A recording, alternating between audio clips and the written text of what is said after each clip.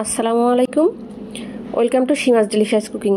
প্রিয় ভিউয়ার্স, আজকের পর্বে আমি একটা ভিন্ন স্বাদের চিকেন রেসিপি আপনাদের সাথে শেয়ার করব। আমার আজকের রেসিপি বেরেস্তা চিকেন। নামটা শুনতে অদ্ভুত মনে হলেও এই চিকেন রেসিপিটা খেতে কিন্তু ভীষণই মজার হয়। চিকেনটা আমরা অনেকভাবে রান্না করে খেয়ে থাকি, তবে সবসময় একঘেয়েমি চিকেন রান্না খেতে কিন্তু সবার ভালো লাগে না। তাই চিকেন রেসিপিটা যদি একটু ভিন্নভাবে রান্না করে খাওয়া হয় আর সেটা যদি খেতে দুর্দান্ত হয় তাহলে মন্দ কি। তো চলুন দেখে নিই আমার আজকের বেরেস্তা চিকেন রেসিপিটি।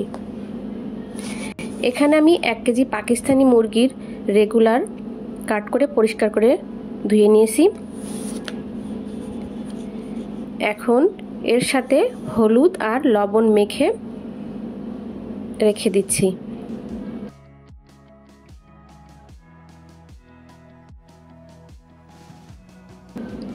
এবার সরাসরি চলে যাচ্ছি চুলায় মিডিয়াম ফ্লেমে প্যান বসিয়ে দিয়েছি আর এতে দিয়ে দিলাম 1 কাপ সরিষার তেল। আপনারা চাইলে রান্নার রেগুলার তেলও ব্যবহার করতে পারেন।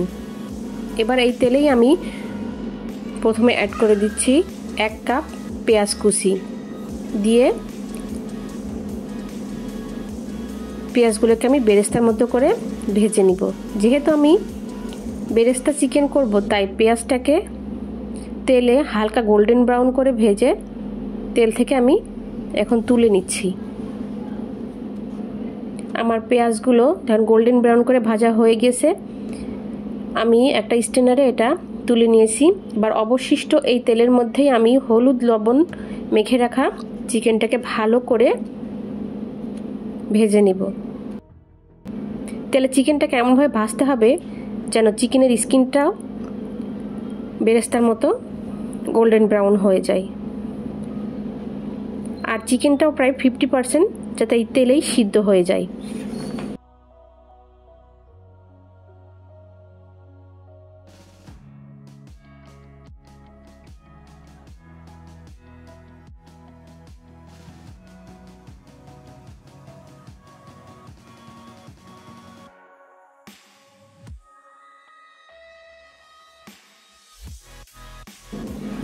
এবার চিকেনটা আমার ভাজা শেষ, আমি চিকেনটাকে তেল থেকে উঠিয়ে নিচ্ছি।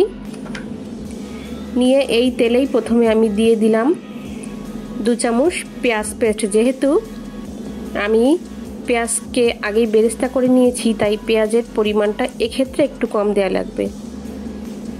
দিয়ে দিলাম 2 চামচ রসুন পেস্ট, 1 চামচ ধনিয়া গুঁড়া, 1 চামচ গরম মশলার গুঁড়ি, 1 চামচ লাল মরিচের পেস্ট, স্বাদ অনুযায়ী লবণ, 1 চামচ হলুদের গুঁড়ি, 2টি তেজপাতা, কিছু গোটা দারুচিনি, 2 থেকে 3টির মতো লং, 7-8টির মতো এলাচ থেতো করে দিয়েছি।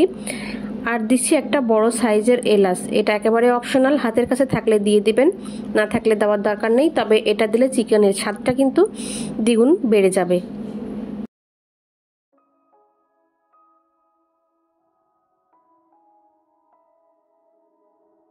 তো সমস্ত মশলাগুলোকে এবার তেলে খুব ভালো মতো কষিয়ে নিচ্ছি।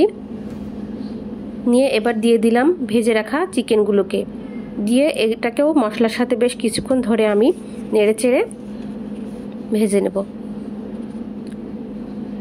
কিছুক্ষণ পরে এটা অ্যাড করে দিচ্ছি পরিমাণ মতো পানি। পানিটা এমনভাবে দিয়ে দিতে হবে যাতে এই পানিতেই চিকেনটা রান্না হয়ে যায়,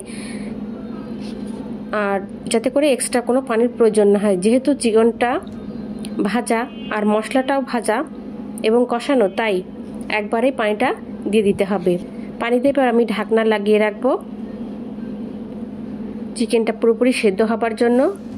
মোটামুটি 10 থেকে 15 মিনিটের মতো এভাবে ঢাকনা লাগিয়ে রাখলেই চিকেনটা রান্না হয়ে যাবে। 10 মিনিট পর আমি ঢাকনা উঠিয়ে এতে অ্যাড করে দিচ্ছি কিছু কাঁচামরিচ। কাঁচামরিচের মাথাটা আমি একটু ছিদ্র করে দিচ্ছি, এতে করে মরিচের ফ্লেভারটা চিকেনের মধ্যে ঢুকবে আর একটা দারুণ ফ্লেভার পাওয়া যাবে। দিয়ে দিচ্ছি 1 চামচ বাটার। সবশেষে অ্যাড করে দিচ্ছি ভেজে রাখা পেঁয়াজ বেরেস্তা। এখনই কিন্তু চিকেনের আসল স্বাদটা পাওয়া যাবে এই বেরেস্তাটা দেওয়ার কারণেই। তো একটু নেড়ে মিশিয়ে আমি জাস্ট 2 থেকে 3 মিনিটের মতো ঢাকনা লাগিয়ে রাখবো। এরপর চুলার জালটা আমি অফ করে দিব। 2 মিনিট পর দেখেন তৈরি হয়ে গেছে আমার দুর্দান্ত স্বাদের বেরেস্তা চিকেন।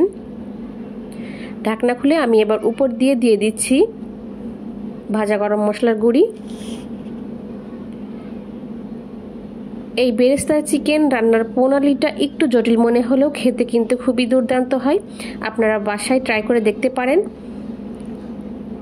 আশা করছি আমার আজকের এই অদ্ভুত স্বাদের বেরেস্তা চিকেন রেসিপিটা আপনাদের ভীষণ ভালো লাগবে। তো আর ভালো লাগলে লাইক কমেন্ট শেয়ার করতে ভুলবেন না। চ্যানেলে নতুন হয়ে থাকলে আমার চ্যানেলটা সাবস্ক্রাইব করে পাশে থাকলে খুশি হব। সবাই ভালো থাকবেন। আজকের মতো এই পর্যন্তই। আল্লাহ হাফেজ।